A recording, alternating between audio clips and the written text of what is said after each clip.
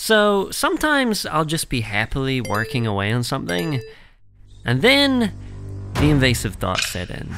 And they're like, well, there's always gonna be YouTubers bigger and better than you, or animators who are miles ahead of you, and if they've already done it, is there really any need for you to try and do it?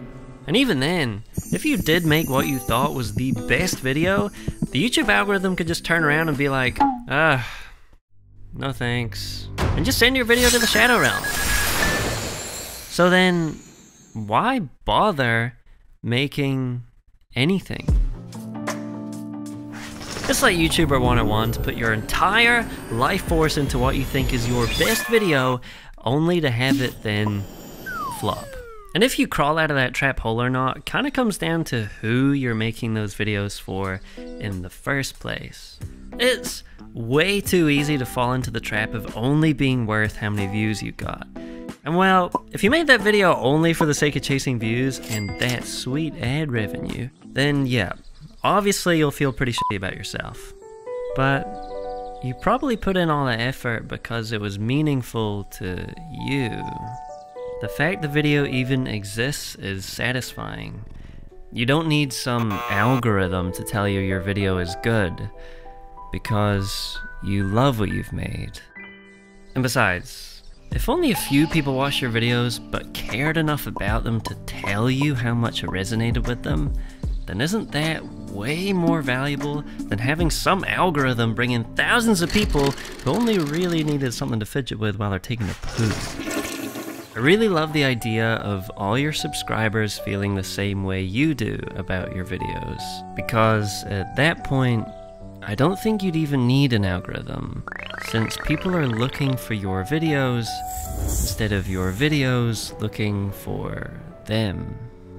You make stuff for yourself, and that's a good thing, and the people watching your videos can really tell when you really enjoy what you make.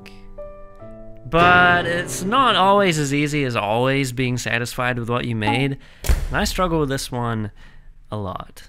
And I have talked about this before, but I still catch myself on Twitter minding my own business, and then out of nowhere, some heart-meltingly good artist will pop up on my timeline, and then that voice in the back of my head whispers, "You need to try harder."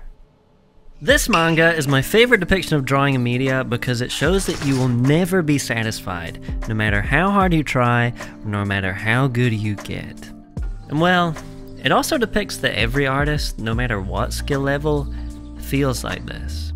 So at least you can take a lot of comfort in that, and just learn to accept that it's part of what you signed up for.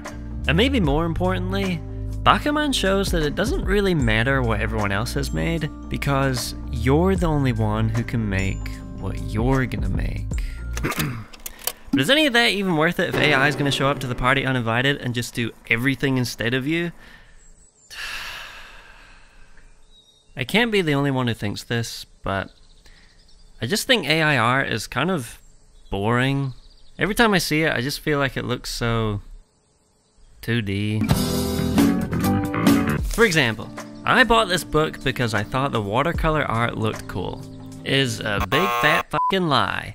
Well, it partly is. Thinking about it now, I wouldn't have paid money to take this book home with me if that were true. I would have just looked at it in the shop. I bought this book because I wanted to know why this guy paints like this.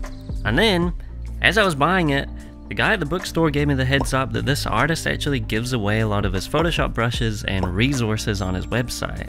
So naturally, I looked him up, and it turns out that Matthias is a Polish watercolor artist living and working in Japan. And he has a YouTube channel. And not only are his videos incredible, but while I was watching one of them, randomly, he just name dropped that he'd been working on one of my favorite movies, Weathering with You.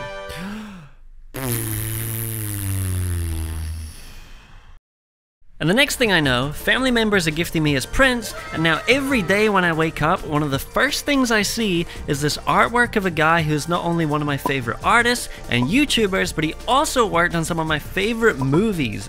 And I get to use his set of Photoshop brushes for every drawing I do. The artwork in that book is interesting, Because Matthias is interesting. Evangelion isn't interesting just because of the giant robots and Misato, but I mean, that's certainly a big part of it. But if you know anything about Evangelion, you know it's interesting because Hideaki Anno is interesting. My point is, your own life experiences are what make your art valuable. Your first kiss, your first job, your favorite video game, how you were raised, right down to the environment you grew up in. AI can replicate pretty pictures, sure, but I just don't think it'll ever be as interesting as you. YouTube is so cool because everybody can do it their own ninja way, and I think that's kind of special. Copium tastes good today.